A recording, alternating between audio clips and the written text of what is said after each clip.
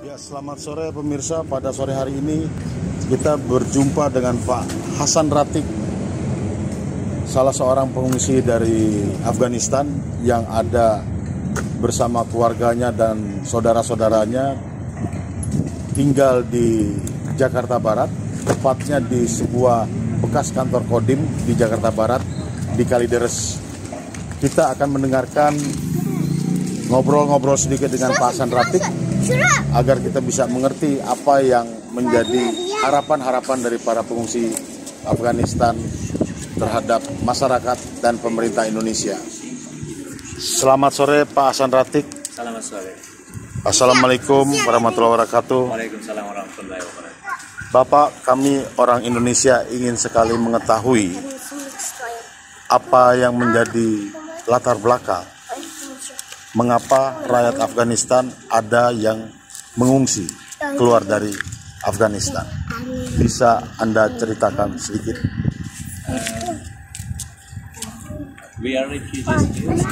I'm sorry, I cannot explain in Indonesia, bahasa Indonesia, but I try to mix. So,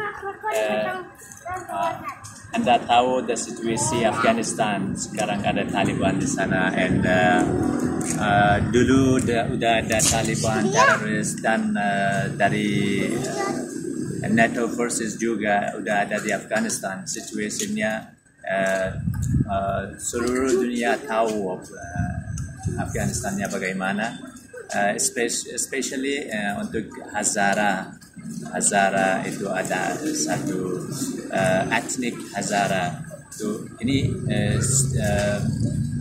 majority of pengungsi di Indonesia ada Hazara dari Afghanistan. So, situationnya tidak ada bagus untuk Hazara in Afghanistan. So, sekarang semua dari Afghanistan mau keluar, seek asylum, mungkin di Indonesia, mungkin di European country, atau di Iran, Pakistan, atau di Ada berapa banyak pengungsi Afghanistan yang ada di Indonesia? Di Indonesia ada mungkin 13.600 orang. Di mana aja mereka? Ada di Jakarta, ada di Bogor, ada di Pekanbaru, Medan, Makassar, Surabaya, Tanjung Pinang, Batam, itu ada. Mereka tinggal di penampungan seperti ini ataukah di masyarakat atau bagaimana Pak? Di kota-kota tersebut? Kodim ini ada ex Kodim di Kalideres, Jakarta Barat. Ini sudah 2 tahun 4 bulan. Ini orang-orang di sini tinggal di sini. Ini buildingnya dari pemerintah DKI Jakarta. It is given in Juli 10 2019. Sudah 2 tahun 4 bulan di sini. But there is no any other assistance from any other organization. Berapa banyak saudara yang ada tinggal di ex-Kodim ini? Sekarang ada 170 atau 75 orang. 175 orang. Dari anak kecil sampai orang dewasa ya? Dari anak kecil sudah di sini 7 anaknya sudah they were born here in this building. Menurut Bapak sendiri atau menurut saudara-saudara kita di sini, bagaimana masyarakat Indonesia menerima kehadiran bapak-bapak Afghanistan sih? We are thankful of the people of Indonesia, the local people. We are thankful of them. We receive some assistance, some donation dari orang Indonesia. Tapi ini bagus sama orang Indonesia. We are thankful of it. Bagaimana para pengungsi mendapatkan kekuatan ekonomi untuk bisa tetap survive di pengungsi? There are different people in the situation. Some of the people receive some assistance dari IOM. Tapi ada yang tidak receive any assistance dari IOM, dari any organisasi, tidak mendapat. Ya, orang ini yang tinggal di Kodim ini, they survive based on some donations from the people, from some communities, not from IOM or UNHCR or anyone else. Dari 13.000 orang Afghanistan, ada berapa banyak yang mendapatkan bantuan dari IOM? Dari IOM ada 8.000 orang yang dapat dari IOM. Semua tidak ada dari Afghanistan. Ada di sini dari 43 negara di sini di Indonesia. Tapi 56 ya persen dari Afghanistan. Ya mungkin 7.500 atau 300 ada dari Afghanistan. Apa yang diterima oleh masyarakat dari IOM? IOM-nya itu they say that they changed their rules in 2018. They do not help any refugee here from March 2018. Yeah. They do not help any refugee now. IOM memberikan bantuan apa saja pada refugee?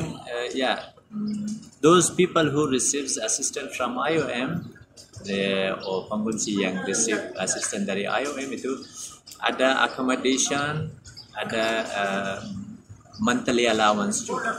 Allowance sebesar? Allowance-nya 1.250.000 per bulan. Per bulan ya, satu orang. Selain itu ada lagi? Tidak ada lagi. Saudara-saudara Afghanistan kita mengapa tidak mencari pekerjaan di sini? Itu tidak ada izin dari pemerintah.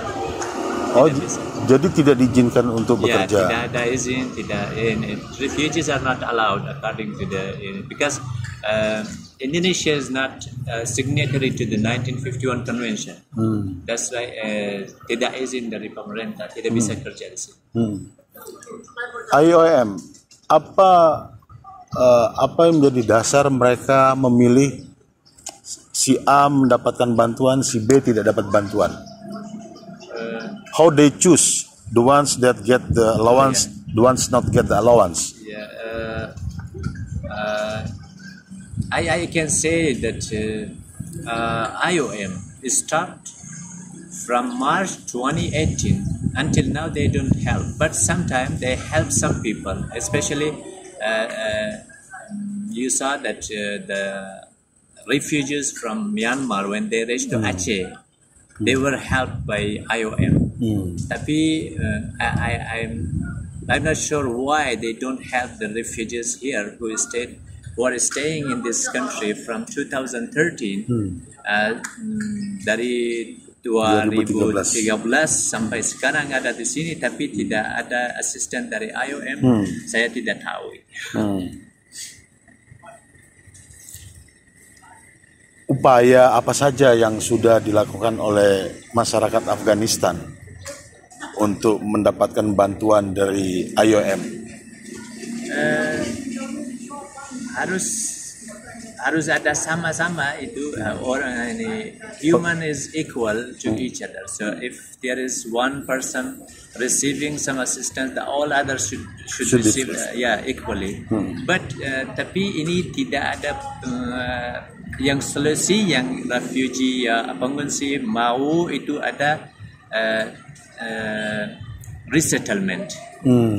Ya, resettlement itu mungkin ke negara tujuan, pindah ke negara tujuan itu. Sekarang di sini tidak bisa itu, kalau asisten dari IOM itu juga tidak ada solusi.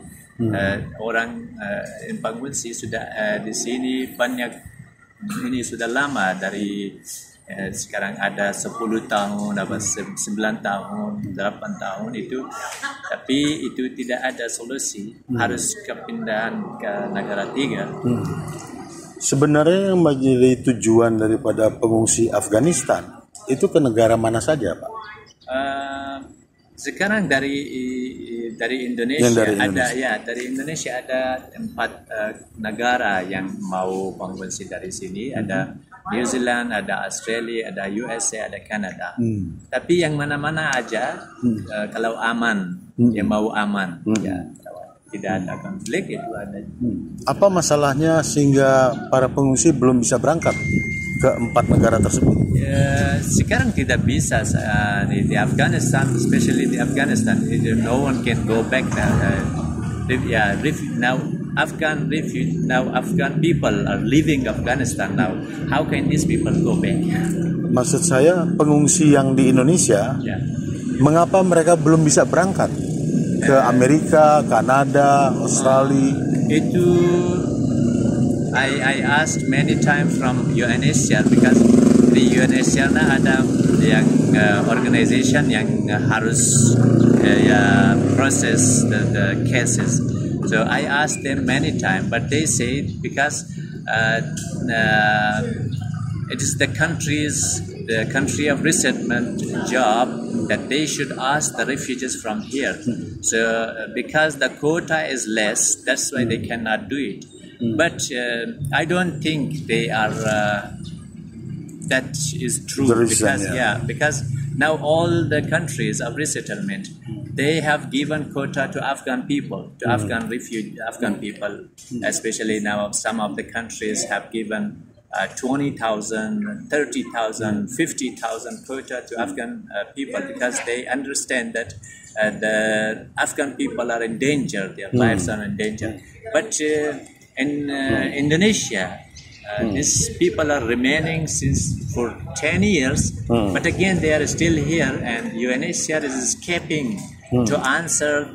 And I asked them many times that they says that most vulnerable people will be resettled to third country, but I said that there was refugees who was sick and who was admitted in hospital for 1 year, but in 1 year he was sick and finally he died in Makassar.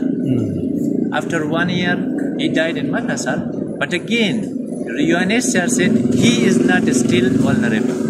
And I am asking them, what is the definition of vulnerability according to UNHCR? If someone is getting sick, he sleeps on the bed of hospital for 1 year, and after 1 year he dies, but again UNHCR says that you are not vulnerable. And it's really questionable that I'm not sure that they are honest or they are doing their job fairly, or they're doing their job equally, or not. There is no any discrimination. Apakah sudah pernah ada upaya untuk meminta bantuan ke pemerintah Indonesia? We are asking from Indonesia government and also the people of Indonesia to help the refugees to resettle to third countries, or to provide them, if they can do something for these people, to provide them home, or provide them the document that after the 10 years they should go back and they should reunite their people, their families, their mothers, their parents, their wives, their children, their siblings. So we are asking them, if you can do it, the government of Indonesia, if can do this for the people, please do it for these people, because it is now 10 years. It's really hard to stay here without having any job, without having any basic human right. So if they can do, we request them to do it here. If not, please help these people resettle to third country. But are you also willing to stay and live in Indonesia, or you just want to live to another country? For the refugees, they just seek a safe place. Safe place, even in Indonesia. Even in Indonesia. But because Indonesia is not signatory to the 1951 convention, so they cannot accept us.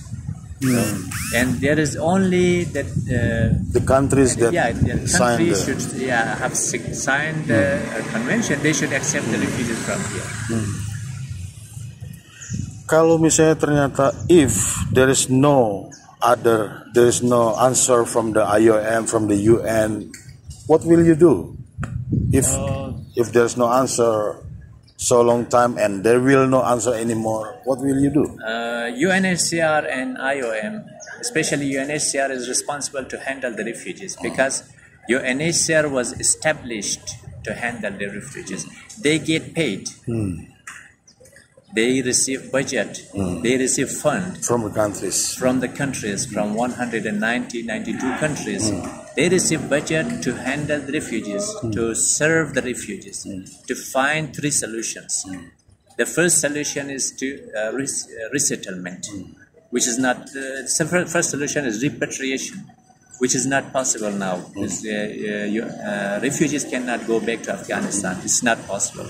The second is now to remain in this country and to be provided equal right to any citizen of this country, which is not possible now. And the remaining solution is only resettlement to the country. And we are asking the UNHCR to provide one of these solutions. Anyone that possible, provide this. And this is the job of UNHCR. UNHCR has to do it. If UNHCR cannot do it, it should close their door. It should not play with the refugees' life. And because refugees are also human, they should tell the refugees that we cannot do now. We close our door, go anywhere you want to go. So this is the only, if they can do something, please do sooner, because now 14 people committed suicide yet because of the mental issues and illness. And do not let more people commit suicide.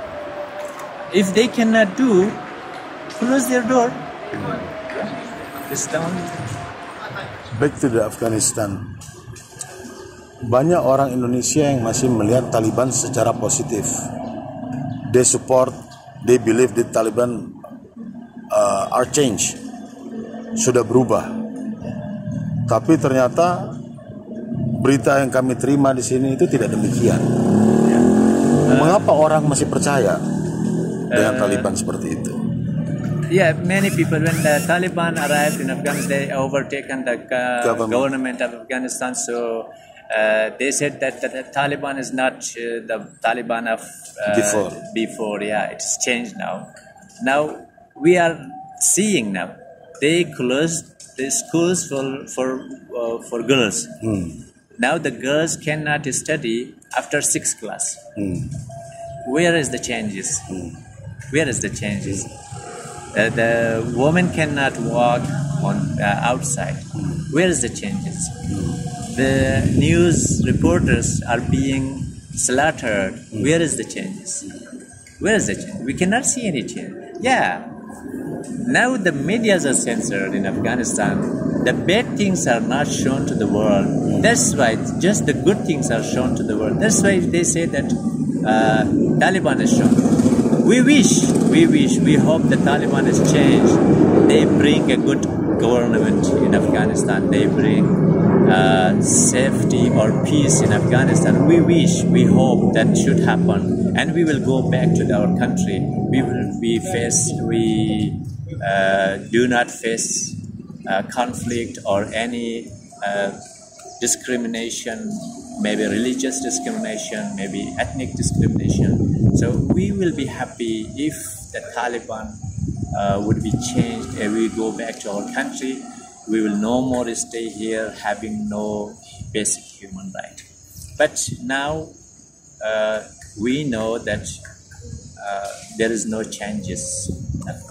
What is your call? What is your call to the international community against the Taliban's government? I myself asking for all the countries, anyone who can help Afghanistan, bring peace in Afghanistan, they do it because we are also human. The people living in Afghanistan, they are also human. So for the sake of humanity, they should do whatever they can do for the people. There are some countries that they are selling arms to the terrorist groups in Afghanistan, anywhere in the country. There are some people who are helping economically or spiritually. They should start supporting the terrorists anywhere, whether it is in Afghanistan, in Palestine, in maybe many countries, anywhere. There should be peace in the world. Everyone should live in peace in the world. It may be in America, it may be in Europe, it may be in Indonesia, maybe in Australia, anywhere. These people should live in peace. No one should intervene other country. No one should sell arms to the terrorist groups or support them financially or spiritually. They should stop. If they cannot help the people, they should not put them in danger. Okay, thank you, Mirza Hasan. You're welcome. Assalamualaikum warahmatullahi wabarakatuh. Waalaikumsalam warahmatullahi wabarakatuh.